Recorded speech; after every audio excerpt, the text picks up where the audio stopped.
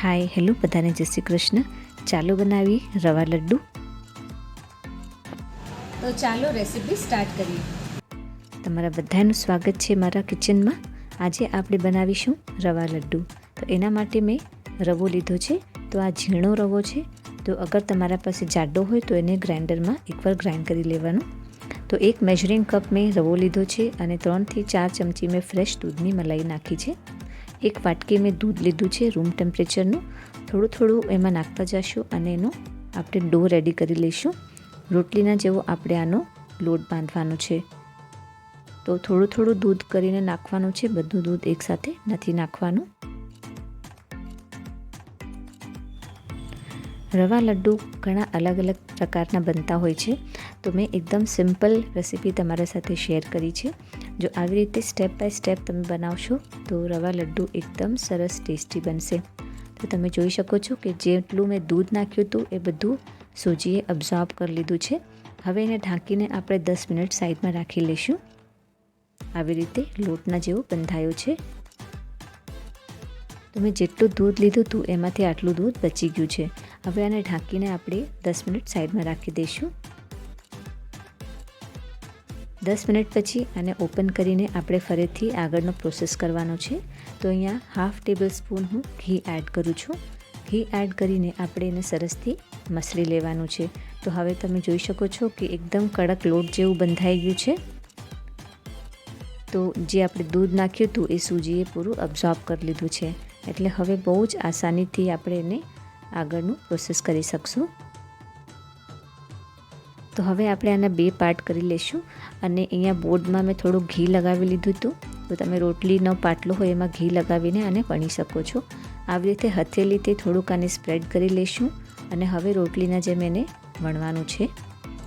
તો તમે ઘી લગાવશો તો બોર્ડમાં જરાય બી નહીં ચોટે અને સરસથી એકદમ ઇઝીલી રોટલીના જેમ વણાઈ જશે. તો આ ફર્સ્ટ તરીકો હું તમારા સાથે શેર કરું છું રોટલી બનાવવાનો. સેકન્ડ તરીકો બી હું તમારા સાથે શેર કરીશ. તો આવી રીતે એકદમ પાતળી રોટલી નથી વણવાની, થોડીક જાડી રાખવાની છે. તો અહીંયા તવા ઉપર મીડિયમ ફ્લેમમાં એને પરાઠાના જેમ શેકી લેવાનું છે. તો આગળ પાછળ સરસથી ઘી લગાવીને આપણે શેકી લેશું એને.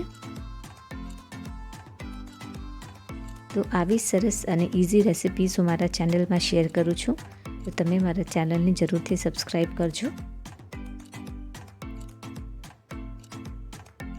આ રક્ષાબંધનમાં તમે કઈ સ્વીટ ડિશ બનાવો છો મને કમેન્ટમાં જરૂરથી જણાવજો.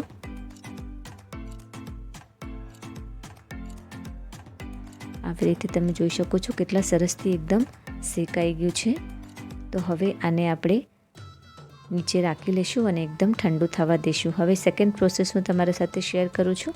અહીંયા પ્લાસ્ટિકની ટ્રાન્સપરન્ટ પોલિથીન મેં લીધી છે અને વચ્ચેથી એને કટ કરી લીધી છે. હવે પોલિથીનમાં ઘી લગાવી લઈશ થોડુંક અને આવી રીતે આખા પોલિથીનમાં સરસથી સ્પ્રેડ કરી દેવાનું છે. હવે જે બીજો લોયો છે એને આવી રીતે રાખવાનું છે સેન્ટરમાં. થોડુંક એને સ્પ્રેડ કરી લઈશું હાથેથી અને હવે પોલિથીનને ફોલ્ડ કરી લેવાનું છે. તો સેકન્ડ તરીકો જે છે ફ્રેન્ડ્સ એ બહુ જ ઇઝી છે અને એકદમ ફટાફટ આનાથી રોટલી બની જતી હોય છે અને જરાય ચોટશે નહીં ક્યાંય બી. તો આવી રીતે રોટલી વણીને એને પરાઠાના જેમ શેકી લેવાની છે. તો ફ્રેન્ડ્સ તમને જે પણ પ્રોસેસ ઇઝી લાગે તમે એ રીતે રોટલી વણી શકો છો. હવે આને ઠંડી થવા દઈશું.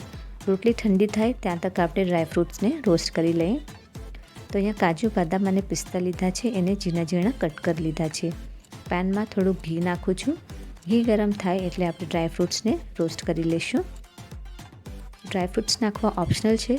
તમે પોતાના ચોઇસના પ્રમાણે ડ્રાયફ્રૂટ્સ એમાં એડ કરી શકો છો.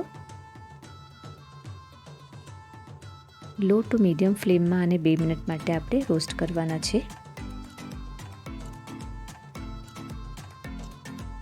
હવે અહીંયા આપણી રોટલી ઠંડી થઈ ગઈ છે. નાના નાના પીસ કરવાના છે અને ગ્રાઇન્ડરમાં એને ગ્રાઇન્ડ કરી લઈશું.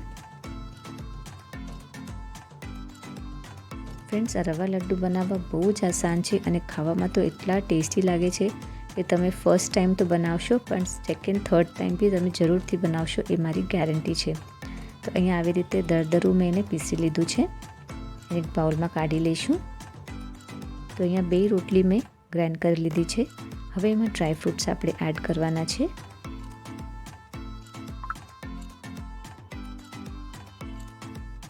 અહીંયા થોડું કેસર નાખું છું અને દેશી ખાંડનો યુઝ કર્યો છે મેં. તો તમે નોર્મલ ખાંડ પણ ગ્રાઇન્ડ કરીને આમાં એડ કરી શકો છો. તમે જેટલું મીઠું ખાતા હો એટલી ખાંડ તમે આમાં એડ કરી શકો છો. થોડુંક એલચીનો પાવડર નાખ્યો છે. 3 થી 4 ટેબલ સ્પૂન હું ઘી એડ કરું છું. હવે બધી વસ્તુને આપણે સરસથી મિક્સ કરી લઈશું. તો ફ્રેન્ડ્સ, હરેક ફેસ્ટિવલમાં આપણે બહારેથી મીઠાઈ લેતા હોઈએ છીએ, પણ ઘરની બનાવેલી મીઠાઈનું સેટિસ્ફેક્શન એકદમ અલગ જ હોય છે.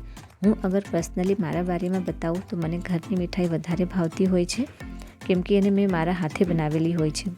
હવે અહીંયા 3 થી 4 tablespoon desiccated coconut add કરું છું. તો આ નાખવું બહુ જરૂરી છે. આનાથી ટેસ્ટ એકદમ ડબલ થઈ જતો હોય છે. સરસથી મિક્સ કરી લઈશું એને. જો તમને એવું લાગે કે આમાં હજી બાઇન્ડિંગ નથી આવ્યું તો તમે થોડું ઘી એમાં એડ કરી શકો છો. હવે આના આપણે નાના નાના લાડવા વાળી લઈશું. તો તમે જોયું ફ્રેન્ડ્સ, રવા લડ્ડુ બનાવવા કેટલા આસાન છે, ખાવામાં પણ એટલા ટેસ્ટી લાગતા હોય છે. તો તમે આ રક્ષાબંધનમાં આને જરૂરથી ટ્રાય કરજો.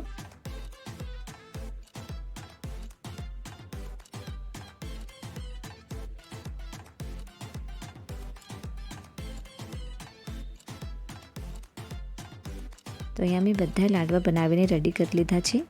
હું ભાવના ફરીથી મળીશ તમને નવા વિડીયોમાં એક નવી જ રેસીપી સાથે. Thanks for watching.